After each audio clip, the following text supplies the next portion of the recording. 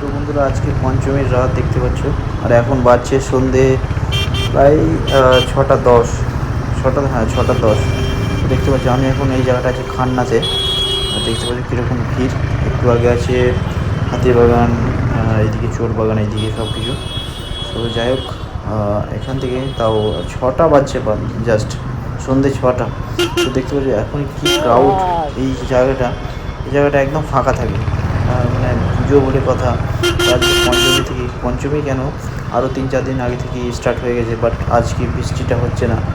So সকালবেলা বৃষ্টিটা একটু হয়েছিল, সো এখন বৃষ্টিটা হচ্ছে না। দেখতে রাস্তাঘাট একদম ওকে।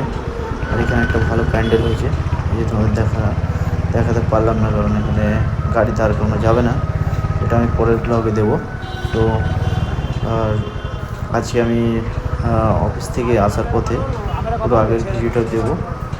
তো দেখতে পাচ্ছি, আর আমরা তো এখনও একটাও প্যান্ডেল ভিজিট করিনি, আর দেখি যা ভিড়ভাড়টা, মানে বিশাল ভিড়।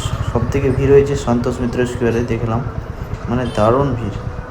আর দেখতে পাচ্ছ এই রাস্তা, এখান থেকে শ্যামবাজার আসছে, শিয়ালদা থেকে শ্যামবাজার আসতে যেখানে 20-25 মিনিটের রাস্তা, 15-20 মিনিটের, সেখানে আমার লেগে গেল প্রায় এক ঘন্টা, প্রায় 1 ঘন্টা 15 মিনিট।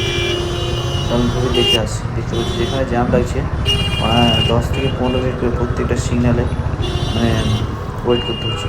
তো যাই হোক, তো ভালো। কলকাতা পুজো মানে একটা মজ, আর পুজোর সাথে সাথে যা ঘটছে সেটাও একটা দেখার মতো। সো যাই হোক।